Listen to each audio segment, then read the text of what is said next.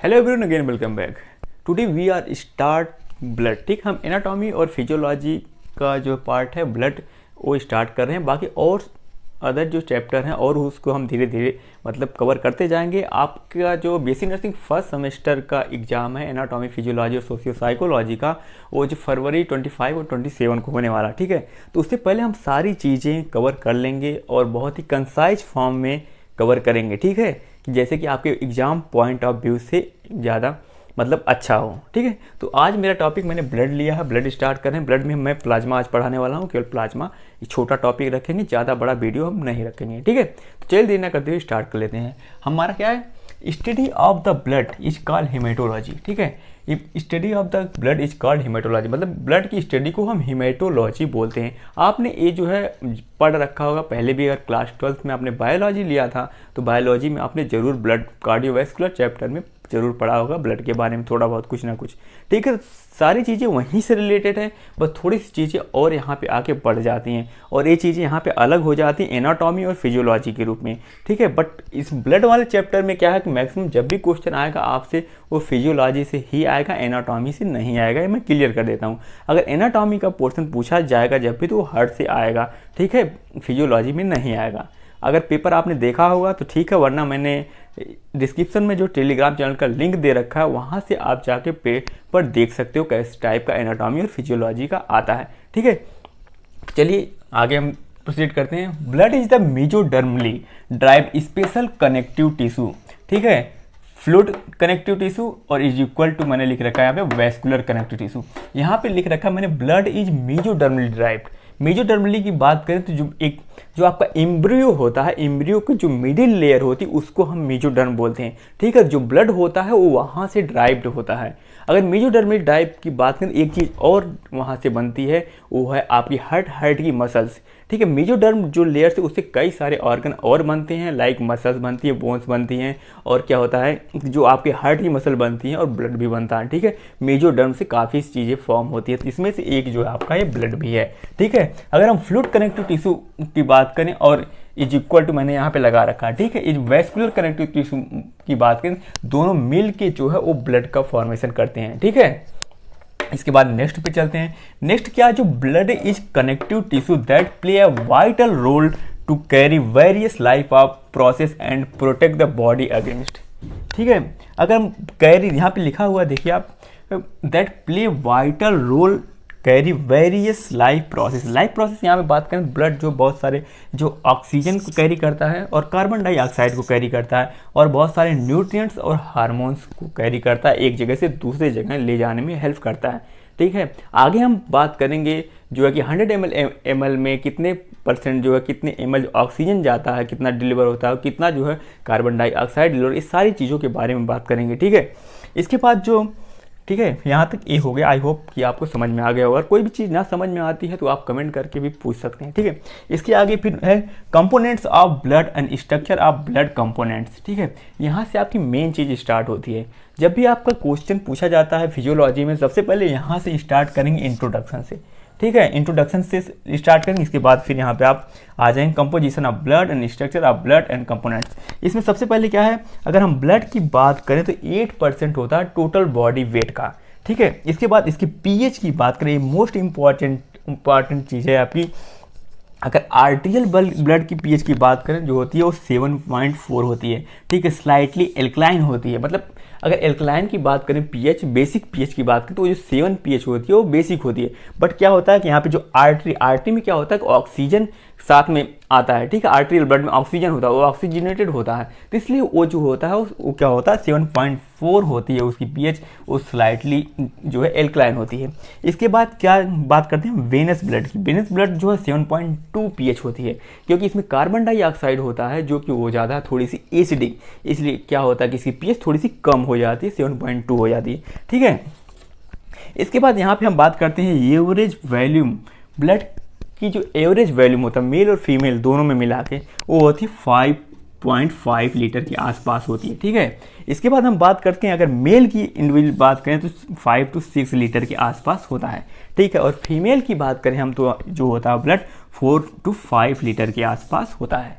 ठीक है, इसके बाद हम देखते हैं ब्लड का क्लासिफिकेशन देखेंगे, ठीक है। इसके बाद जो है ब्लड, अगर आप ऐसे फ्लो डायग्राम बना के लिखते हो कभी भी, जो चाहे एनाटॉमी हो या फिजियोलॉजी या कोई सा भी चैप्टर हो, सबसे ज़्यादा प्रेफरेंस जो फ्लो डायग्राम को ही दी जाती है, ठीक है। वहाँ पे आपको मार्क्स ज़्यादा मिलेंगे, ठीक। यहाँ पे जो है आपका ब्लड में क्या आएगा, सबसे पहले जो आता है प्लाज्मा, जो होता है उसका मैक्सिमम अमाउंट होता है, क्योंकि वो होता है आपका 55%, ठीक है। प्लाज्मा को ही हम ग्राउंड मैट्रिक्स भी बोलते हैं। इसके बाद आता है आपका जो फार्म सेल जो होती है उसको हम ब्लड बोलते हैं, ठीक है। और ये होता है, इसका कंटेंट जो होता है 45% होता है, ठीक है।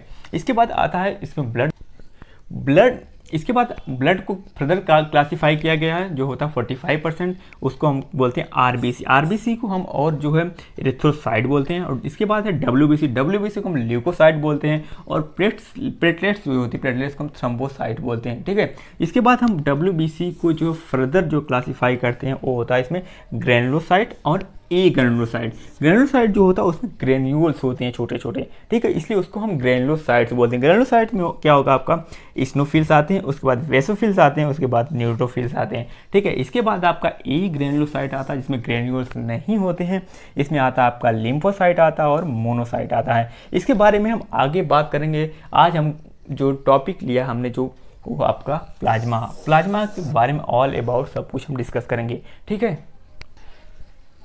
ब्लड प्लाज्मा, ठीक है, ब्लड प्लाज्मा के बारे में हम बात करने वाले हैं, ठीक। ब्लड प्लाज्मा जो होता है अराउंड, मैंने पहले ही बता दिया, अराउंड 55% होता है टोटल ब्लड का, ठीक है, ऑफ ब्लड। और ये होता है 2.7 to 3 लीटर तक होता है बॉडी में, ठीक है। इसके बाद जो होता है plasma is the straw colour या पेल येलो, हल्का सा जो है येलो कलर का होता है। आपने देखा होगा अगर जब भी कभी ब्लड सैंपल लेते हैं तो अगर हम प्लेन वायल में लेते हैं, यानी कि रेड कलर की वायल में लेते हैं, अगर थोड़ी देर तक उसको छोड़ दें तो जो होता है आरबीसी जो होती है वो सेटल डाउन हो जाती है नीचे, और ऊपर येलोइश कलर का एक फ्लूइड आ जाता है, उसी को हम बोलते हैं प्लाज्मा, ठीक है।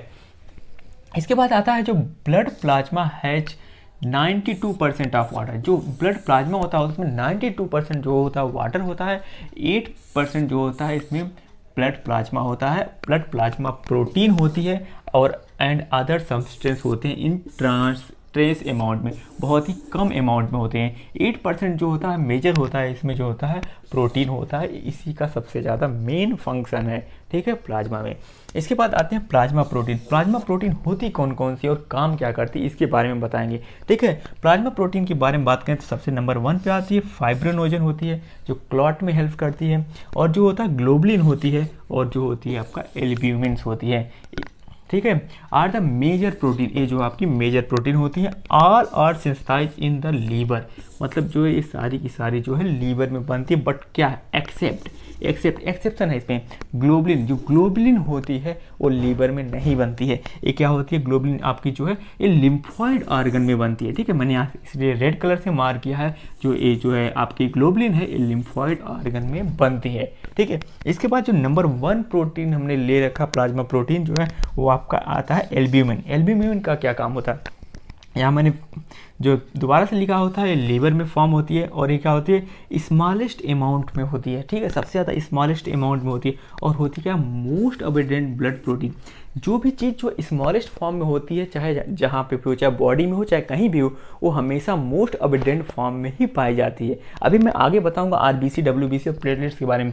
वहाँ पर जो सबसे ज़्यादा छोटी होती है, यानी कि आरबीसी सबसे ज़्यादा छोटी होती है, वो सबसे ज़्यादा अमाउंट में पाई जाती है बॉडी में, ठीक है, ब्लड में, ठीक है। सबसे ज़्यादा छोटी, सबसे ज़्यादा अमाउंट, ये हर जगह फॉलो होता है। ये जो एक गुड मतलब क्लासिकल एग्जाम्पल एक तरह से कह सकते हैं। और ये क्या करती है, इसका काम क्या है, मेन काम क्या है, help in maintain the osmotic balance को मेंटेन करने में काम करती है, ठीक है। ये है आपका प्लाज्मा एल्ब्यूमिन का काम, ठीक है। ग्लोबुलिन, ठीक है, ग्लोबुलिन प्रोटीन जो वो क्या करती है, डिफेंस मैकेनिज्म में जो है वो हेल्प करती है, आपकी है जो है ग्लोबुलिन, ठीक है। इसके बाद क्या है, it is the primary immunoglobulin agent and each of the 3 types, ठीक है। मतलब जो होता है ग्लोबुलिन होता है, ये जो होता है वो प्राइमरी इम्यूनोग्लोबुलिन एजेंट होता है, और इसमें क्या होता है 3 टाइप का होता है, अल्फा, बीटा और गामा, ठीक है। 3 टाइप का होता है, अल्फा, बीटा एंड गामा। ठीक है, जो गामा ग्लोबुलिन होती है ई also help the maintain of osmotic pressure in blood vessels. इसके पहले मैंने एल्बुमिन को बताया जो ऑस्मोटिक प्रेशर को मेंटेन करने में हेल्प करती है, बट होता क्या, जो यहाँ पे आपका गामा ग्लोबुलिन है ये भी हेल्प करती है ऑस्मोटिक प्रेशर को मेंटेन करने में, बट वो कहाँ करती है, ब्लड वेसल्स के अंदर जो है मेंटेन करती है। ठीक है, इसके बाद आता है आपका फाइब्रिनोजन। ठीक है, फाइब्रिनोजन जो होता है क्या होता है, it is the key component of the blood clotting and the solidifies from the liquid to the fibrin fibre control bleeding. जो फाइब्रिनोजन होता है वो क्या करता है कि आपका जो ब्लड जो होता है अगर कहीं पे कट लग जाए, ब्लीडिंग स्टार्ट हो जाए तो उसको क्लॉट करने में हेल्प करता है, और ये जो प्लाज्मा में होता है बहुत ट्रांस अमाउंट में होता है। ठीक है, इसके बाद क्या है, इसमें जो प्लाज्मा में कौन कौन से मिनरल्स पाए जाते हैं इसके बारे में बात करेंगे और क्या क्या फैक्टर्स होते हैं। ठीक है, इसके बाद आता है आपका मिनरल्स जो होता है वो 0.9% होता है। मिनरल्स की बात करें जो होते हैं वो होते हैं sodium, calcium, magnesium and bicarbonates and chlorine होता है। ठीक है, मिनरल्स। और इसके बाद मिनरल जो होता है, और इसके बाद क्या होता है, द मेजर साल्ट NaCl जो होता है इसमें मेजर सॉल्ट होता है, वो क्या करता है, हेल्प मेंटेन ऑस्मोटिक बैलेंस। जो NaCl ही होता है जो क्या करता है, मेंटेन करता है ऑस्मोटिक बैलेंस को। ठीक है, और यहाँ पे सोडियम बाइकार्बोनेट जो होता है act as buffer. Sodium bicarbonate जो होता है वो बफर की तरीके से ऐड करता है। बफर सोल्यूशन की बात करें तो उसमें जो होता है कि एसिड एंड बेस दोनों चीज़ें मिली होती हैं एक साथ, उस सोल्यूशन को हम क्या बोलते हैं, बफर सोल्यूशन बोलते हैं। ठीक है, इसके बाद न्यूट्रिएंट्स की बात करें, जो प्लाज्मा में कौन कौन से न्यूट्रिएंट्स होते हैं उसमें क्या होता है कि ग्लूकोज होता है, अमीनो एसिड्स होती हैं और कुछ लिक्विड्स होते हैं। ठीक है, और इसके बाद हम वेस्ट प्रोडक्ट की बात करें तो इसमें अमोनिया होता है, यूरिया होता है और क्रिएटिन होता है। ठीक है, वेस्ट प्रोडक्ट होता है। और इसके बाद हम रेगुलेटरी सब्सटेंस की बात करें, बहुत सारे हार्मोन्स, एंजाइम्स एंड विटामिन जो होते हैं वो एक जगह से दूसरी जगह प्लाज्मा के थ्रू जाते हैं। ठीक है, इसके बाद हम डिजॉल्व गैसेस की बात करें तो सबसे ज़्यादा इसमें carbon dioxide and then oxygen होती है और देन नाइट्रोजन होती है। ठीक है, सबसे ज़्यादा कार्बन डाइऑक्साइड डिजॉल्व होती है प्लाज्मा में, उसके बाद ऑक्सीजन, फिर जो है नाइट्रोजन। और इसके बाद मैंने एक चीज़ यहाँ पे लिख रखी है आपका क्लॉटिंग फैक्टर। क्लॉटिंग फैक्टर जो फाइब्रिनोजन होता है वो क्या करता है, फैक्टर फॉर द कोगुलेशन और clotting of blood are present in the plasma in an active form. Inactive form में होता है, इनएक्टिव फॉर्म में होता है। ठीक है, और क्या होता है, जो plasma without the clotting factor is called serum. जो प्लाज्मा विदाउट क्लॉटिंग फैक्टर होता है उसको सीरम बोलते हैं। अगर ब्लड सैंपल कभी कलेक्ट किया होगा और वो जो प्लेन वायल में लिया हुआ जो येलो कलर का जो फ्लूइड ऊपर आ जाता है आरबीसी के सेटल डाउन होने के बाद, उसी को हम बोलते हैं सीरम। ठीक है, उसमें क्लॉटिंग फैक्टर नहीं होता, वो जो है क्लॉट नहीं होता। आपने देखा होगा कभी भी, अगर नहीं देखा होगा अभी तो आप न्यू हैं, आपके वार्ड में पोस्टिंग नहीं लगी होगी, जब भी पोस्टिंग लगेगी, जब भी आप कभी सैंपल कलेक्ट करोगे तो देखना। ठीक है, तो हम देखेंगे फंक्शंस ऑफ प्लाज्मा। ठीक है, प्लाज्मा के फंक्शन के बारे में बात करेंगे। ठीक है, सबसे नंबर 1 पे transporting nutrients, hormone and protein. ठीक है, ये क्या करता है, न्यूट्रिएंट्स और प्रोटीन के ट्रांसपोर्ट में हेल्प करता है और साथ ही साथ में ऑक्सीजन एंड कार्बन डाइऑक्साइड के भी ट्रांसपोर्ट में हेल्प करता है। ठीक है, इसके बाद क्या आता है, रिमूविंग वेस्ट। इसके पहले ही बता चुका, बहुत सारे waste product like ammonia, urea और क्रिएटिन को जो है रिमूव करने में बॉडी से हेल्प करता है। इसके बाद क्या आता है, maintain blood pressure and volume.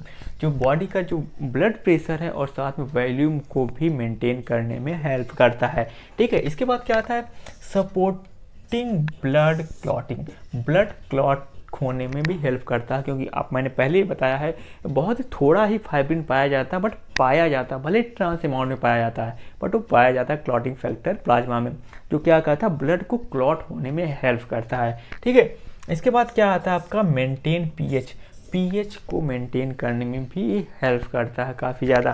ठीक है, इसके बाद क्या आता है, रेगुलेटिंग बॉडी टेम्परेचर को भी रेगुलेट करने या मेंटेन करने में हेल्प करता है लाइक एज ए ब्लड। ठीक है, इसके बाद क्या है, लास्ट जो है बॉडी इम्यूनिटी। ठीक है। बॉडी इम्यूनिटी मैंने बताया है, इसके जो प्लाज्मा प्रोटीन होती है उसमें ग्लोबुलिन होती है। ग्लोबुलिन में क्या होता है कि आपका 3 टाइप का होता है, अल्फा, बीटा एंड गामा। ठीक है, ये क्या करता है, जो आपकी बॉडी इम्यूनिटी या फन बॉडी से लड़ने में आपकी जो बॉडी की हेल्प करता है। ठीक है, तो ये रहा अपना ऑल अबाउट जो है प्लाज्मा। इसके बाद एक वीडियो अगर नोट्स बनाना चाहो तो नोट्स भी बना सकते हो। एक बार वीडियो देखने के बाद अपने बुक को प्रिपेयर करना, पढ़ना, सारी चीज़ क्लियर हो जाएंगे। नहीं क्लियर होती हैं तो कमेंट करके पूछ सकते हो। ठीक है, इसके बाद फर्दर जो हम RBC, WBC एंड प्लेटलेट्स एक ही वीडियो में कवर करेंगे। ठीक है, 2 पार्ट में हम पूरा ब्लड कवर कर लेंगे, उसके बाद ब्लड ग्रुपिंग और आरएच फैक्टर बचेगा। ठीक है, तो अगर कोई भी चीज़ समझ में ना आई हो तो कमेंट करके पूछ सकते हो। ठीक है, वीडियो पसंद आया तो प्लीज़ लाइक करना और चैनल को सब्सक्राइब नहीं किया अभी तक तो सब्सक्राइब कर लेना। ठीक है, मिलते हैं नेक्स्ट वीडियो में। Thank you.